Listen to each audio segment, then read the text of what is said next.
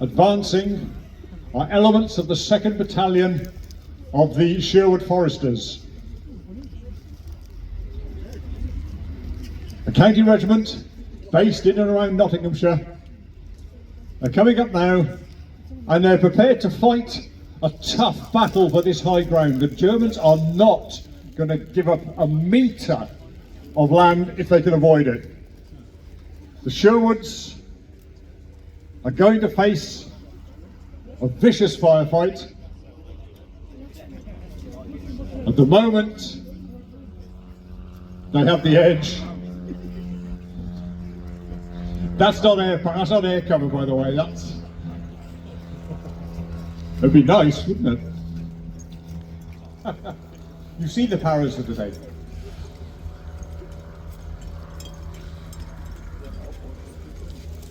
They have the element of surprise on their side, but they know that this is going to be a hard fight. They're expecting support from British heavy tanks, in particular some units of the 48th Royal Tank Regiment, 48 RTR, manning the Churchill tank, the British infantry tank, heavily armoured, relatively slow. Right, we've opened the attack. Here we go. The Sherwoods are trying to pin down the defenders. Right, the Germans returning fire, and now we come. Here we go. The infantry going in. Suppress and overwhelm. Suppress and overwhelm. Come on, guys. Keep their heads down. Keep moving.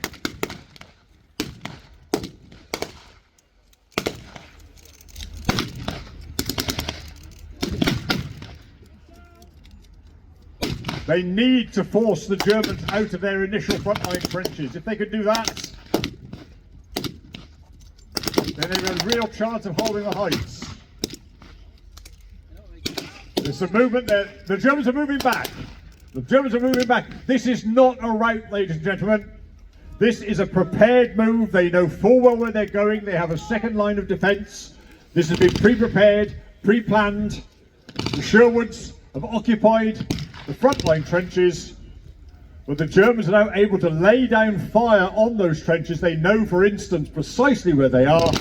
So the Sherwoods are now going to be in danger of things like mortars being laid down on precise positions that the Germans already scanned out. So the first leg of the attack has gone in. The Germans have been pushed back, and some British armour is moving in. Now this is not 48 RTR. Right. Here is one of the supporting British tanks. It's a Matilda 2, so-called Queen of the Desert.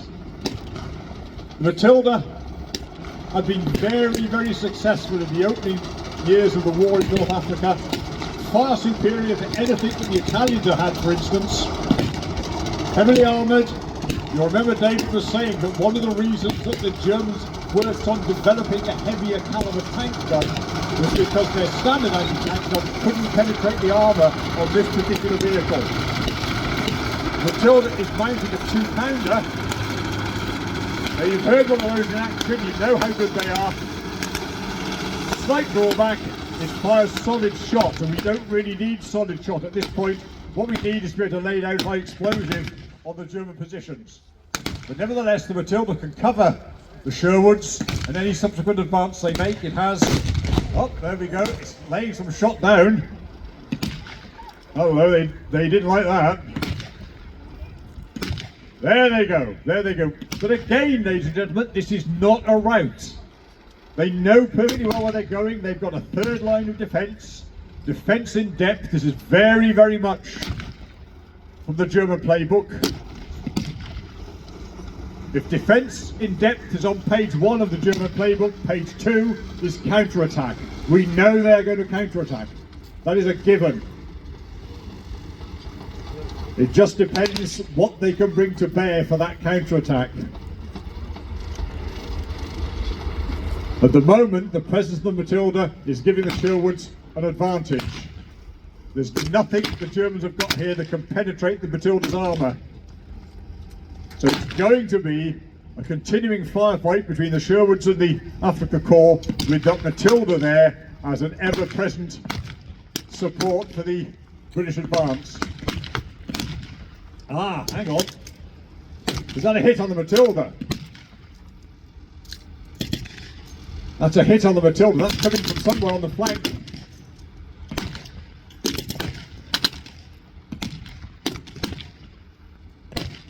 Now then. Is that the result of the much promised German reinforcements? Or one of their handheld anti-tank weapons, Panzerfaust, Panzerschreck? Ah! Now, more Allied armour coming in. This is the M5 Stuart. It's a light tank.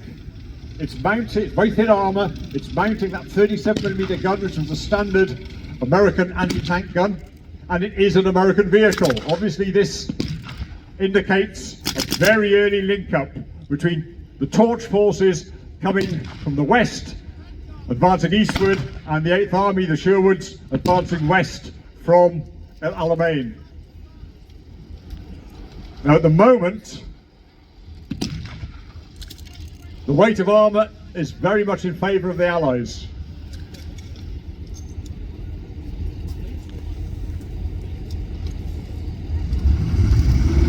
Here comes the M5. The British tended to use the earlier version of the Stuart, known to the 8th Army as the Honey.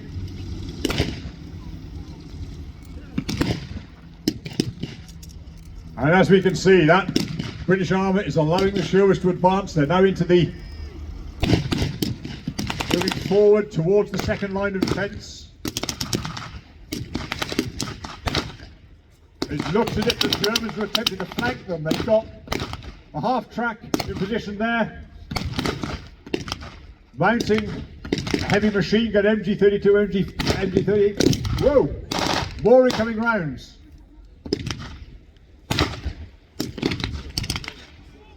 This battle is not over by a long shot.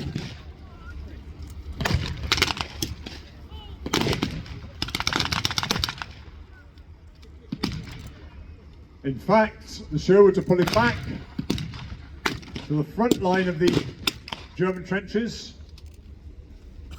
They're obviously suffering from enfilading fire from that German machine gun.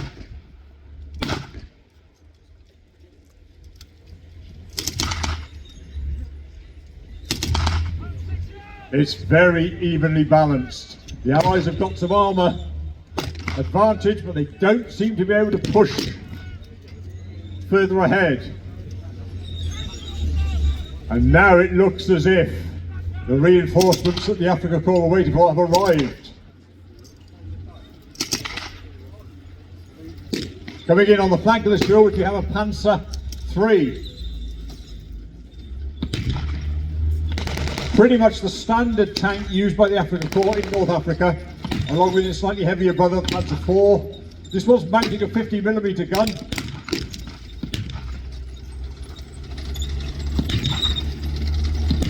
It will certainly have the measure of the M5. Now, the Sherwoods have made it to the... No, they haven't. In fact, it's the Germans who are falling back to their final position.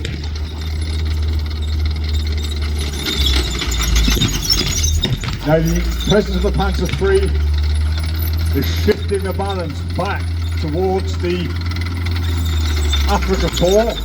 They're flanking the Sherwoods.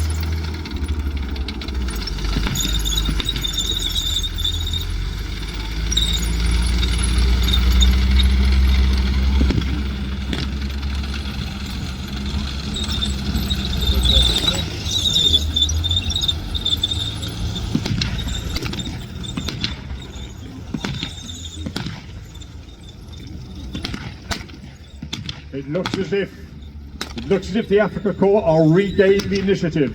That Panzer III, the arrival of German armour is strengthening, stiffening their resistance. We always knew this was going to be a difficult fight. We'd hoped that the Allied armour was going to sway it in favour of the attacking Brits. A At the moment, when it comes to armour, the Afrika Korps have a slight advantage. That 50mm on the Panzer III is going to struggle to finish off the Matilda, but it will have no trouble at all with the M5.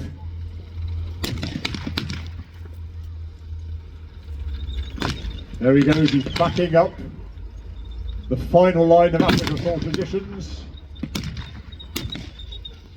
The shot come in, has hit the M5. It's looking distinctly difficult. What we need now at this point, we need the 48th Royal Tank Regiment, 48 RTR. Where are you? You should be here by now. You've agreed to be here before the Sherwood's attack. They went in without armour support. They got armour support belatedly, but that's now been effectively neutralised by the Germans. This whole battle is hanging on a knife edge.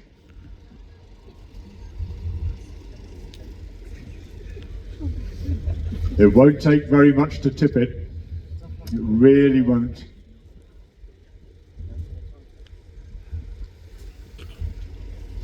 On both sides of the line. More come up. M5's got it again. The Panzers hit the M5 again. I see flames on the back of the M5. That is now effectively out of the fight. The Matilda is immobilised.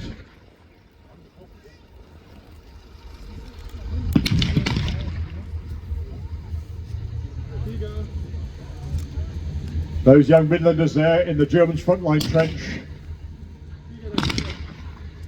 They're gripping their weapons anxiously. How is this going to turn out?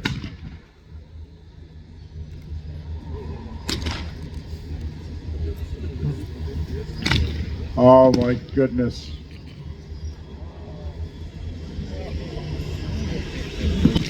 Hitler's much promised reinforcements are arriving. The 504th Heavy Tank Battalion, Panzerabteilung, the Panzer Mark 6, the Tiger.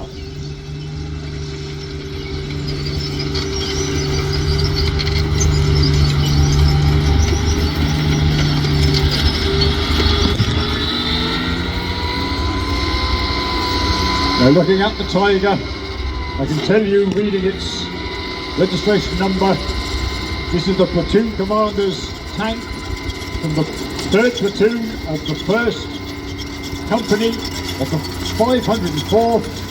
That gives us the turret designation 131.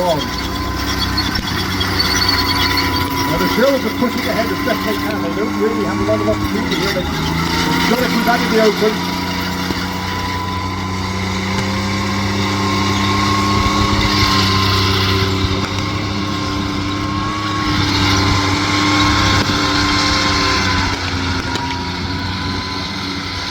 As things stand at the moment, there is nothing on the battlefield that can stop that 57-ton monster.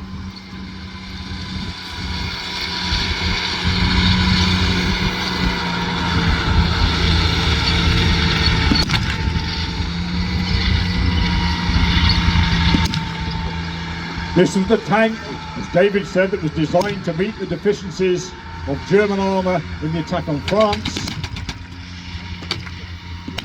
Now it's going to prove its superiority on the battlefields of North Africa.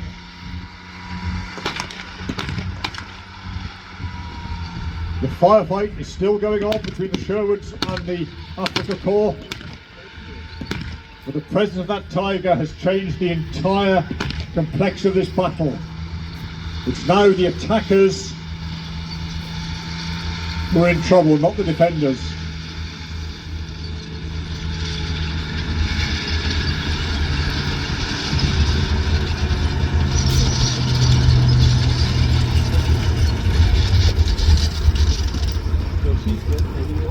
Now the Tiger is perfectly capable, as we can see, the Allied arm has effectively been knocked out.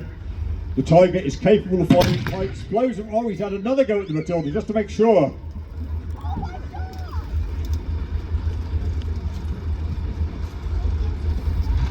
In effect, the Sherwoods now have no armour support. The Tiger can go where it wants on the battlefield, it can do what it wants on the battlefield. It's capable of firing high explosives from that 88mm. It could also flank and enfilade the Sherwoods using its coax machine guns to dominate the battlefield. There's only one hope. One increasingly slender hope. Where is 48 RTR? Where are they? This battle is being swayed by the very presence of a handful of German vehicles, including Tiger 131.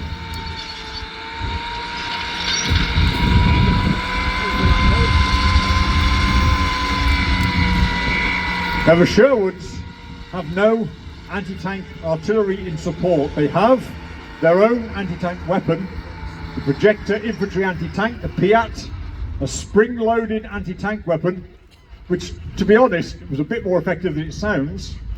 But there's the Tiger. It's reached the high ground, .174.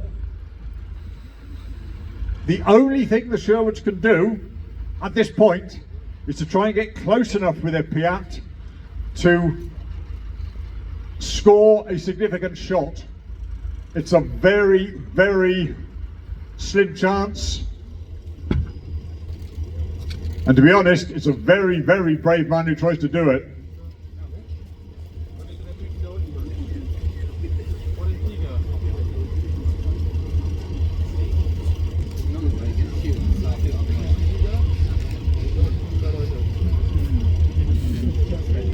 There's some movement I can see there. Right. And there's the man who's going to do it, Sergeant John Oscroft. And his number 2, his loader.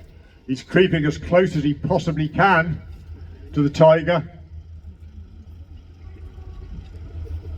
15 yards maximum, 10 yards for favourite, 5 yards even better. He's going to fire this right down the throat of the beast if he's going to have any hope of stopping it. He's got one shot, because at the moment they seem not to have seen him. Come on, Sarge. Make it count.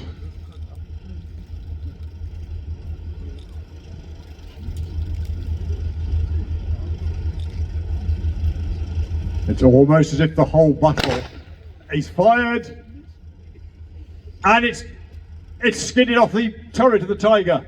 It hasn't made a clear impact. The Piat has to strike at 90 degrees in order for its shape charge to work effectively. It hasn't worked. Sergeant Oscroft and his number 2 have withdrawn.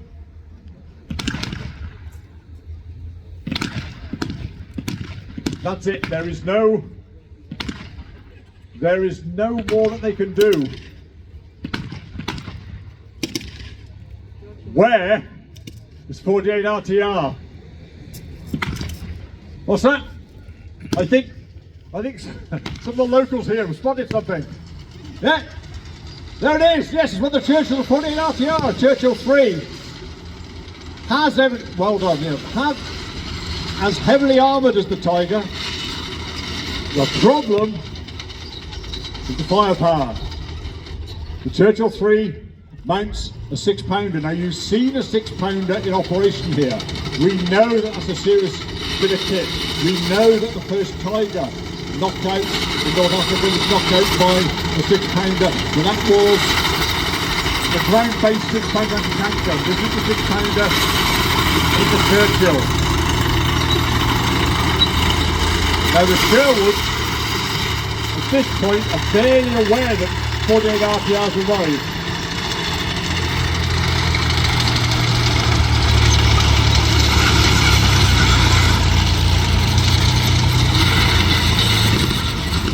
The Churchill is taking advantage of its incredible climbing ability. The Churchill could take on a slope which virtually no other tank could manage, and it's making its way to high ground overlooking the position of the Tiger. Now that's it, he's knocked out the Panzer III. That's even the score up a little bit. The big cat's still up there, the 1.174.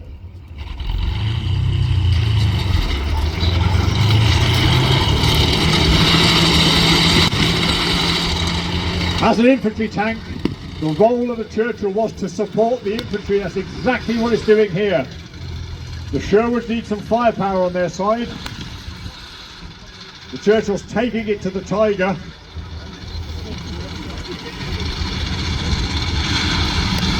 Now the Tiger's aware that it's come under attack. It's aware that it's been hit by the Piat. It's less aware that the 48s have turned up. They're not in its immediate line of sight, but they are being rather cautious.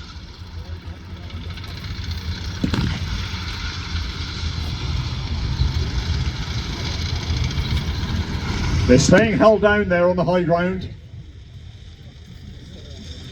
and the Sherwoods are taking matters in their own hands. There's a captured French 75mm anti-tank gun down here, which the Germans have been using. The Sherwoods have got it round, and bearing in mind their infantry, they're not gunners, they're going to have a go at that Tiger. In fact, they're going to mallet it with whatever they've got. Bren guns, 303s. Captured French 75.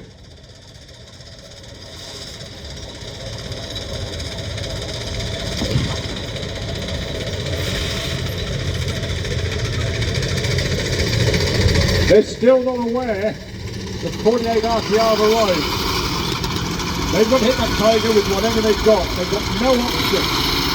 The Tiger is only meters away from their position. They're firing right down its throat.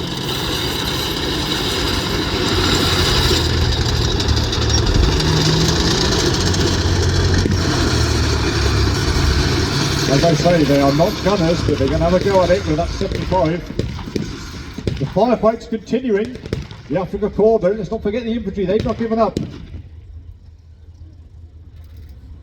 It's going to hinge now on what we can do about that Tiger. There, under 75 has got a round away. That was well done. Right, now that's it. They've done what they can. They're advancing now, laying down fire. Oh, man down. Right, now the Tiger is compromised to an extent. They're pushing, the Sherwoods are pushing to take the final German positions.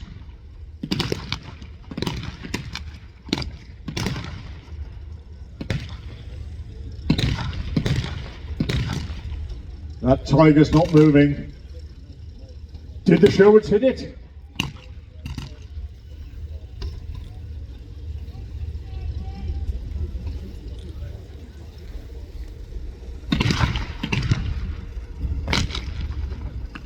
Oh, they're certainly pushing on. The Germans are leaving the field. I can see them now streaming back down towards Tunis.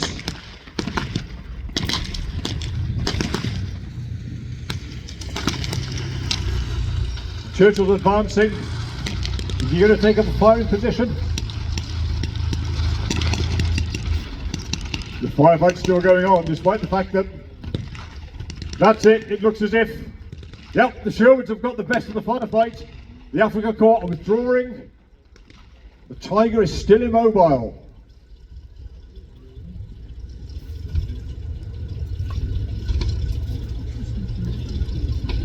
And at this point we can see there's a Daimler Dingo coming in here. This is a vehicle being used as a liaison vehicle by senior officers. They've come to have a look at the scene. They're convincing themselves that the battle is won. Tiger 131 is stationary. It's not moving. Now ordinarily, if it were severely damaged, the crew were expected to destroy their vehicle. The British had not captured an intact Tiger 1. We got bits of Tigers. They weren't invulnerable, they're not by any means they invulnerable, but we got bits of Tigers, but we hadn't got a full one.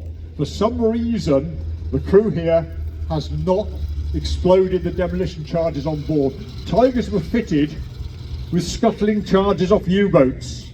That's how big a charge you need to blow a Tiger up, even from the inside. But that hasn't happened. Oh, the Matilda's not so badly damaged by the look of it.